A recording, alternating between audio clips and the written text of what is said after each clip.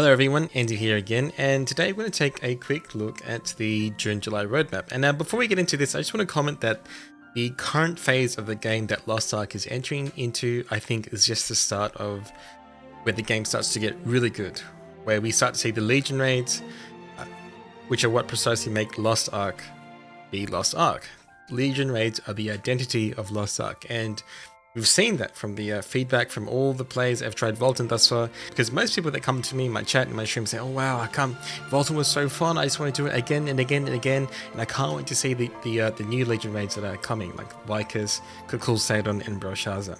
Let's get into the roadmap. So first and foremost, they talked about the update on the battle against bots, and basically they just talked about how they've banned several million accounts, they've improved moderation, level-gated area chat for spam, improved the easy anti-cheat for bots, reporting tools, blocked IPs, locked VPNs. They said that capture and two-factor authentication is unfeasible right now, and honestly, how effective would they be against bots? Anyway, it seems like it would just be a minor inconvenience to them. They talked briefly about real account identification wouldn't work with local laws since the game has been released across many regions for the Amazon release, so yeah. Look, bots will always be an ongoing battle. It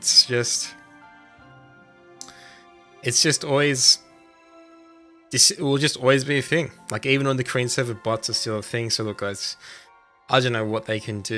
It is a big problem. Hopefully they figure something out. That's all I can say about that, honestly. But besides that, so the advanced class release cadence. So they've talked about they want to release a class every 2 months. So that means only 3 more classes, I guess, for the rest of the year. Perhaps 4 classes.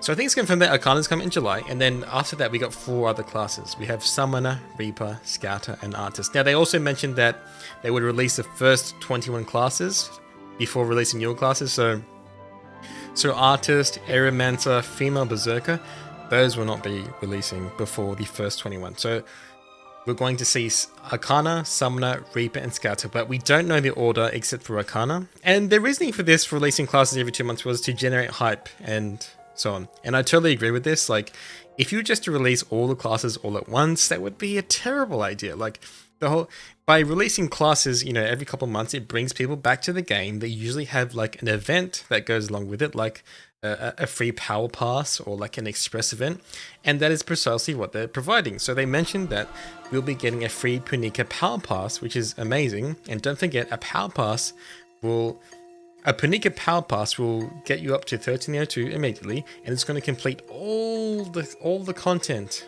all the side content on main continents. So that's all the side quests, all the hidden stories, and all the yellow quests and all the main contents, which gives you a lot of virtue stats, and it will also give the skill points. Any skill points associated with the side content on main continents, not including Adventure Book, of course. Oh, just to go back on the class releases, the schedule isn't set in stone, so Arcana is probably first, and the other 3 classes, Summoner, Reaper, Scouter, we don't know what the order will be. My guess is Summoner, then Reaper, then Scouter. That was the original order, and I don't see why, well, aside from Summoner was a launch class, I don't see why they would release Scouter before Reaper. I mean, there's just no real rhyme or reason. Moving on, so they've announced new islands are coming, more things to buy from the store, and they're working on another express event, which is awesome. So tell your friends, you know, like, there's a lot of catch-up events coming up, which is what they also have on the Chaos server. And there's been no mention of a global honing catch-up for like T3, but I think that may come out with Kungellanium. Yeah. And as well as a honing buff that may also come with Kungellanium. Discounted honing up to 1415, from 1370 to 1415. Okay, so let's just go through June. Basically, this is just like one big apology. Sorry guys, we take a long time to fix bugs, whatever. Yeah, you know, they're just trying to cover their asses. It's okay guys, we understand, whatever. Okay, so June, Vykas is coming out. Okay, really fun raid. Is it more difficult than Valtan? Yes it is.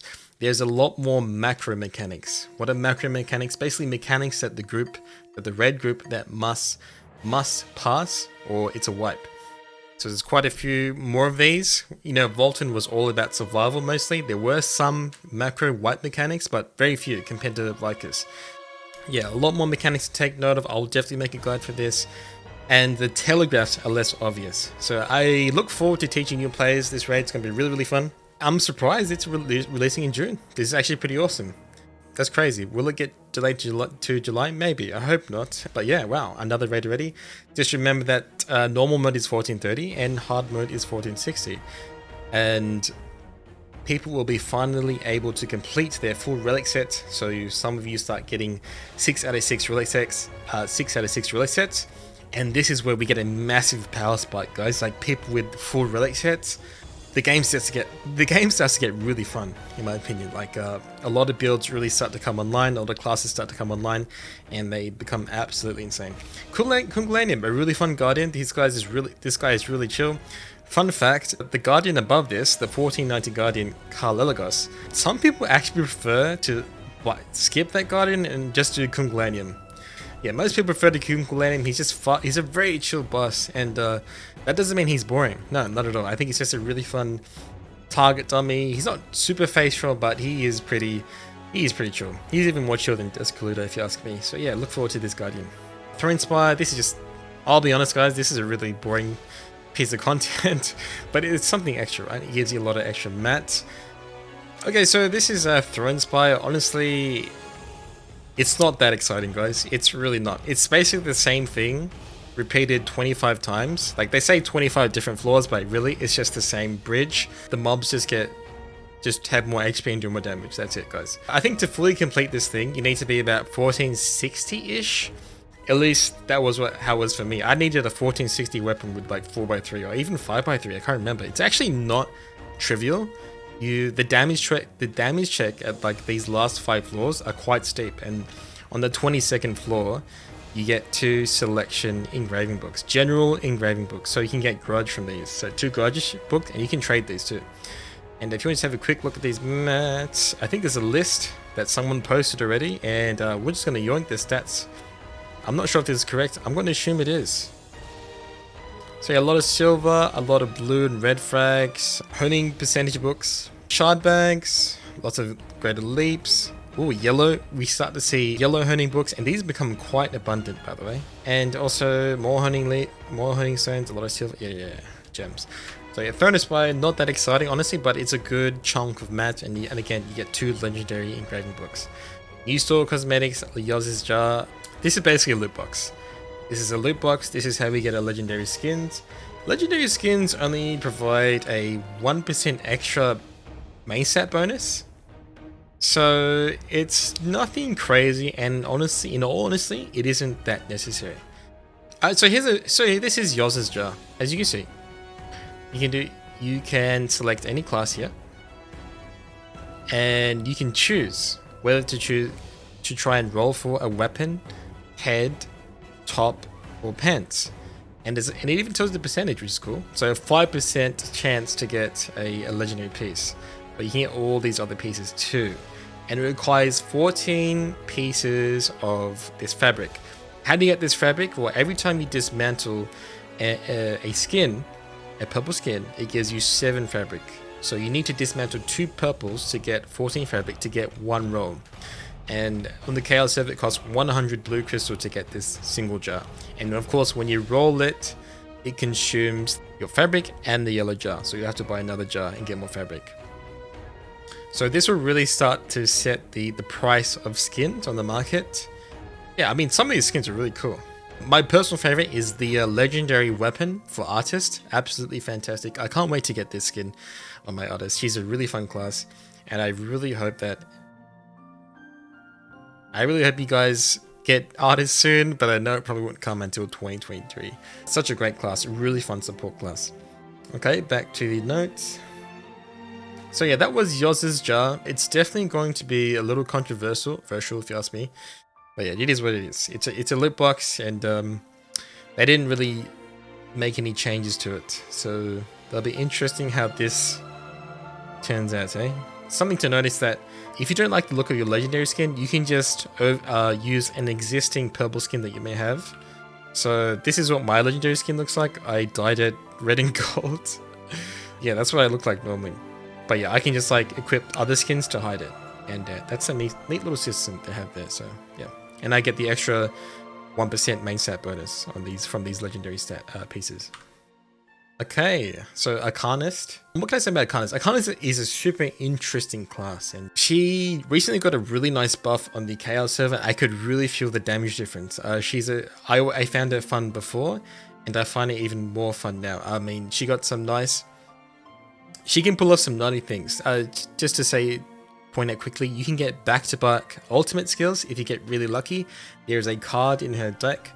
There's a card in her card deck that can completely reset the cooldown of a skill, including your awakening when you use it. So really interesting class. She's got really unique skill animations and skill sound effects.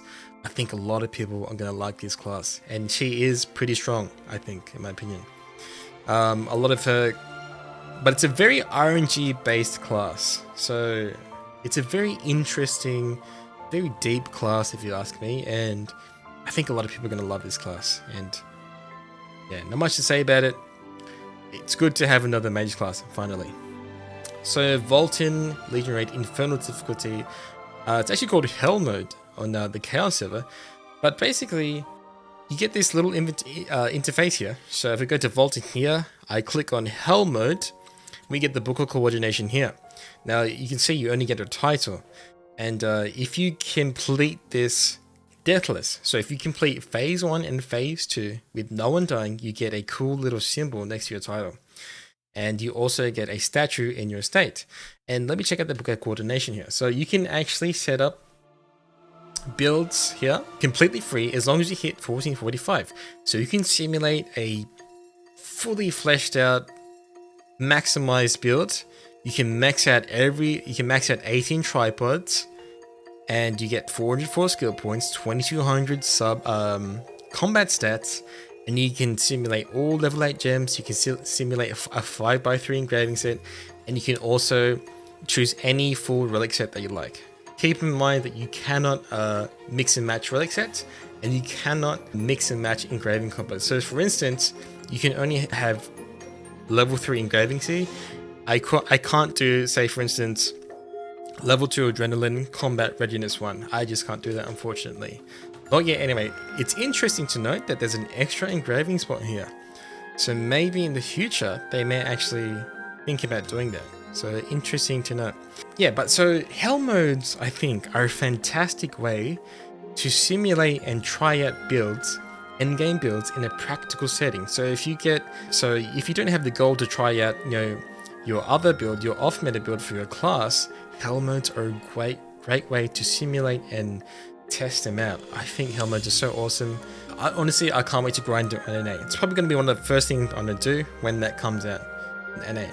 So yeah, look forward to hell mode. Very exciting.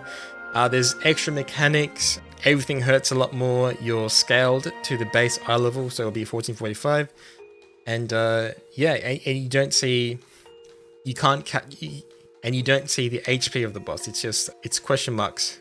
You'll see that when you actually attempt it. Okay, so Challenge Abyss Guardians, so Challenge Abyss Dungeons are coming out. Not much to say about this, other than better. You get more roster bound mats. Yeah, you get some roster bound mats to help catch up your ults. Most importantly, you finally get these purple selection packs. These purple selection packs can help you fill out your Lost Wind Cliff set to get Solace and Neria, because both of these packs, the selection packs for those two cards, can actually be gotten from this legendary selection pack. I've just been doing this all the time. I have like over 200 of these packs just from doing Challenge Abyss weekly. It's a great way to catch up on your card sets, and also there's a small chance to get a legendary selection pack from these Challenge Abyss. So, and these can often, on the Chaos server, someone actually bought out, when a selection pack dropped, they bid 30,000 gold. So that's how desirable they are. So it is pretty important to do your Challenge Abyss to maybe get those selection packs and get these card packs, as well as extra roster bound materials to catch up your ults in your roster. That is it for now. Keep in mind, Arcana, Summoner, Scouter, Artist, and Reaper, of course, and Reaper. Those are the classes coming. Artist will be the last one because she's not part of the first 21 classes.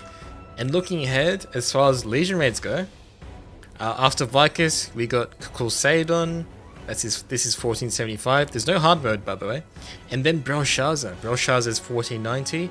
Later on, Belshazzar hard mode comes out 1540. So yeah, we got a lot of content coming, guys. It's gonna be an exciting year. I think this is where Lost Ark really starts to pick up, honestly. And I'm so excited to experience the content with you guys because it honestly, I love this game. It gets really, really good.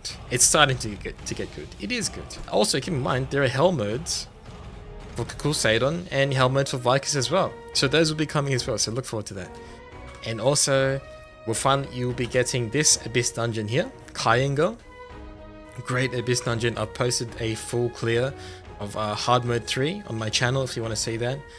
I really love this dungeon. It's so good. Well, there's 2 dungeons actually, and they're really fun fights, guys. Please look forward to this. Even though it's an Abyss dungeon, these are on the same level as Legion raids. The only difference is that you don't have sidereals to help you in these fights.